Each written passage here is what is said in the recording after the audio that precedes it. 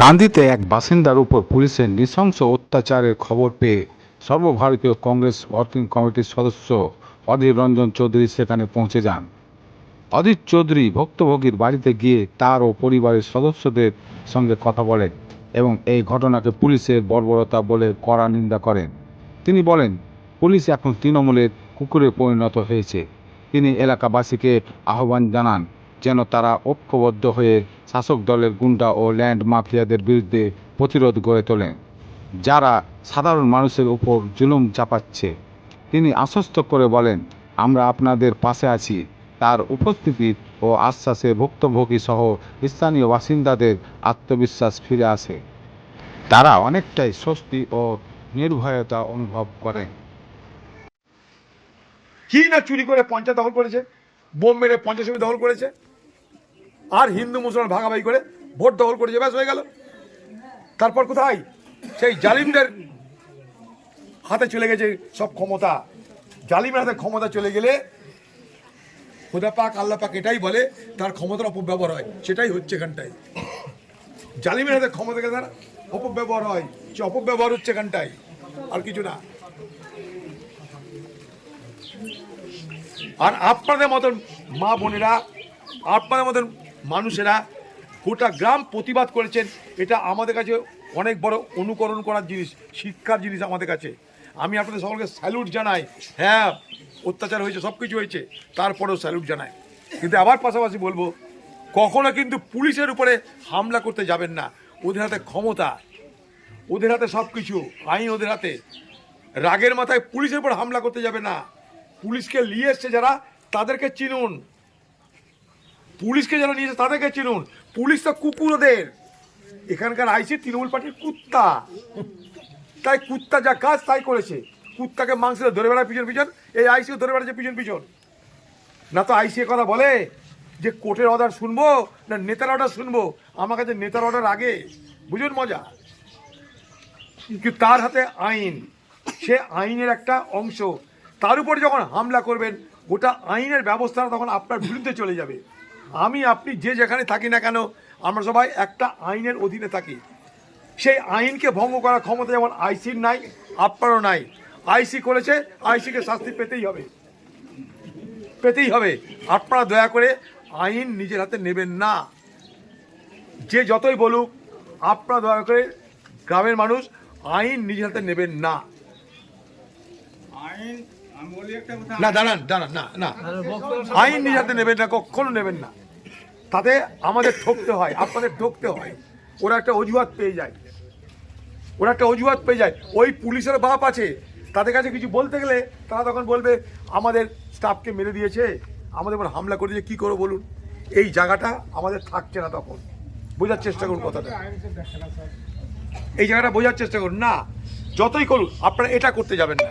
তাহলে ওরা গ্রাউন্ড পেয়ে যায় অত্যাচার করার, গ্রেপ্তার করার, মিথ্যা কেস দেওয়ার গ্রাউন্ড পেয়ে যায়। তখন যারা জালিম তারা কিন্তু পর্দার আড়ালে চলে যাচ্ছে। দেখুন, লড়াইটা এখানকার জালিমদের সঙ্গে আপনাদের হলো, তারা কিন্তু পর্দার আড়ালে চলে গেল, সামনে পুলিশ চলে এলো। রটলো কি পুলিশের সঙ্গে মানুষের সংঘর্ষ। ব্যাপারটা বুঝার চেষ্টা করুন। এই লড়াইটা ওই জালিমদের বিরুদ্ধে করতেন, মানাতো, বলতো যারা জবরদখলকারী তাদের সঙ্গে গ্রামের মানুষের লড়াই বলতে পারতো, তারা মানুষও বলতে পারতো, সবাই বলতে পারতো। এই জায়গাটা ভুল হচ্ছে আপনাদের। জবরদখলকারীদের বিরুদ্ধে লড়াই এক জিনিস, আর পুলিশের বিরুদ্ধে লড়াই আরেক জিনিস। পুলিশের বিরুদ্ধে হামলা করতে গেলে আপনারা ঠকবেন, জবরদখলকারীদের বিরুদ্ধে আপনারা প্রতিবাদ করুন। জবরদখল তো রাগের মাথায় তখন মানুষের হয়, আমি জানি, আমরাও মানুষ, রাগের মাথায় হয়, সেটাকে সামলাতে হবে। শুনে না, এই কারণেই যখন পুলিশকে শোনার মতো ব্যবস্থা আমরা করতে পারি না, তাই না কুত্তার মতো এই জন্য করে, এখানে মানুষ প্রতিবাদ করে না, তাই করেছে। আপনি যদি বলেন আমাকে, আমরা প্রতিবাদ করি না, তাই সাহস পাচ্ছে। সব ক্ষমতা একটা দলের হাতে, তাই তারা জাগরিতা করছে। তারা জানে কুত্তা ভিত্তি করতে পারলে, কুকুর হয়ে থাকলে আমার বড় হবো, আমার বইয়ের গয়না হবে, দানা হবে, পানি হবে, আমার বিটির গাড়ি হবে। তাই কুত্তা যেমন মালিকের দালালি করে, পুলিশের কুত্তায় আইসি সে নেতাদের দালালি করছে। পুলিশের কুত্তা তৃণমূলের কুত্তা ওইটা, এই কাঁধে ধরা হয়েছে তৃণমূল পার্টির নেতার কুত্তা, মানে কুত্তা কুত্তা কুত্তা। রাতে এরকম অত্যাচার করতে পারে? হ্যাঁ, একটা লোকের হার্ট অপারেশন হয়ে গেছে, হ্যাঁ, সকালে তাকে ওষুধ খেতে হয়, হার্ট অপারেশন, তাকে পর্যন্ত মেরে বাহাদুর দেখাচ্ছে। হ্যাঁ, এ কি পুলিশ না জানোয়ার জানি না আমি। এটা কি কোনো পুলিশের কাজ হলো? একটা হার্টের অপারেশন করা রুগীকে এরকম গরু ছাগলের মধ্যে পিটিয়ে গেল। হ্যাঁ, সে নামাজ পড়তে আসছে বেচারি,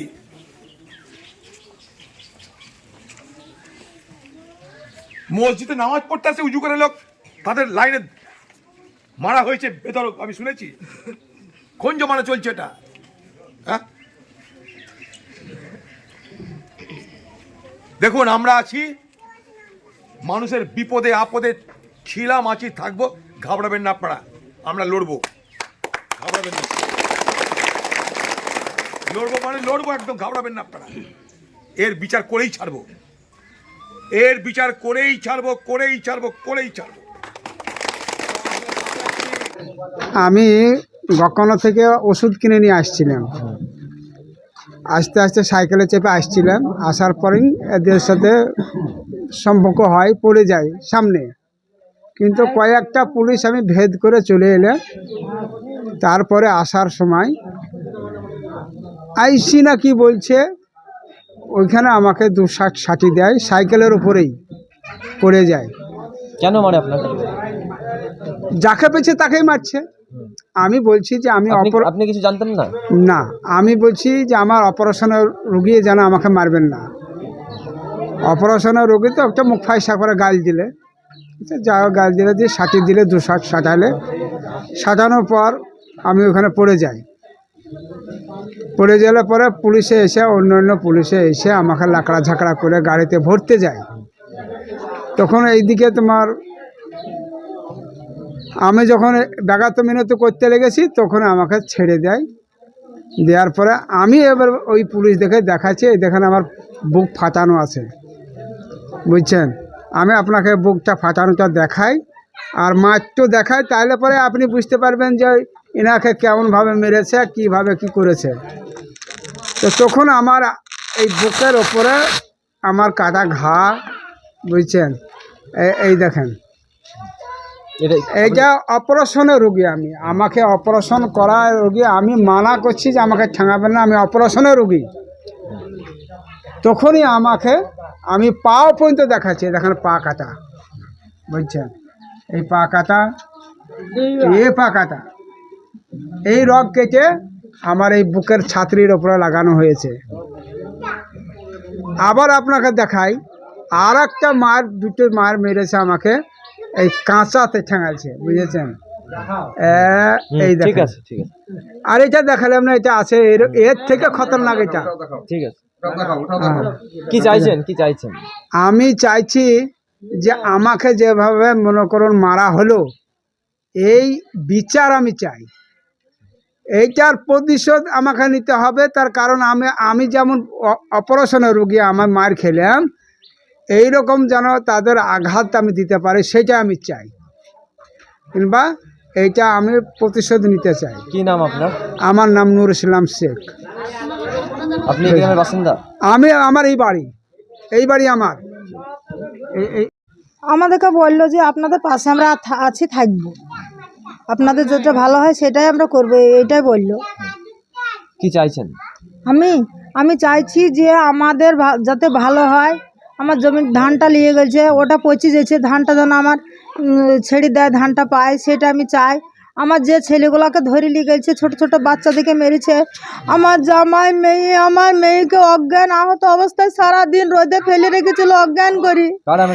ওই আইসিরা মেরেছিল, আর 4টে পুলিশ 5 জনে মেরে অজ্ঞান করে আমার মেয়েকে ফেলে দিয়েছিল। আমার মেয়ে সারাদিন রোদে পড়েছিল, অজ্ঞান করে ফেলে দিয়ে ওরা জেলে ভরে দিয়েছে। আপনার মেয়ের বয়স কত? আমার মেয়ের বয়স 30 মতো হবে। আর আমার জামাই, 2টো জামাই আরও সব আছে, জামাইদেরকে মেরে শেষ করে দিয়েছে।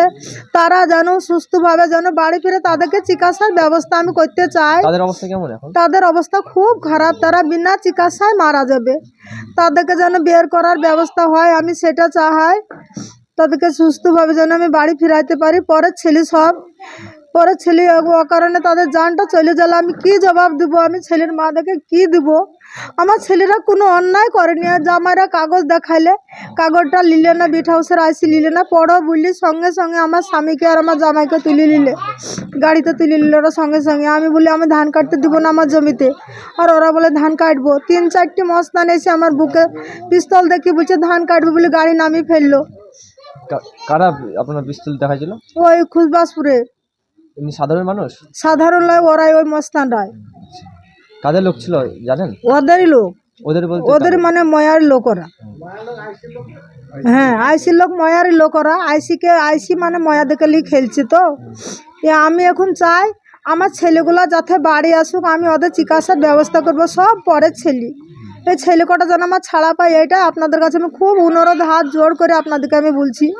ছেলে কটার জন্য আমি খুব দুঃখিত। সব পরের ছেলে রাস্তা থেকে তুলে নিয়ে গেছে। আমার মেয়ে জামাই ওরা রাস্তাতে আসছিল, রাস্তার মধ্যে ইধারে পুলিশ মধ্যে ওরা পড়ে গেছে, তাদেরকে আচ্ছা তোরে পিটাইছে। ওরা কি ঘটনাস্থলে ছিল না? না, ওরা রাস্তাতে ছিল। রাস্তাতে ওরা মানে ইধারে পুলিশ মধ্যে। আমার মেয়ে দড়ি নামতে যেয়ে রাস্তাতে একবারে পড়ে গেছে, যে পড়েছে ট্যাং ভেঙে গেছে, ট্যাং লেগেছে। আর ওরা মারের ওপর মারে, সারাদিন অজ্ঞান অবস্থায় পড়েছিল মাঠের মধ্যে রোদে, সারাদিন অজ্ঞান হয়ে পড়েছিল। তো আমি চাই ওই ছেলেগুলো যাতে বাড়ি আসুক, সুস্থ হোক। আমি ওদের চিকিৎসার ব্যবস্থা করতে হবে, নাহলে বিনা চিকিৎসায় ওরা মারা যাবে। কি নাম আপনার? আমার নাম আফরোজা।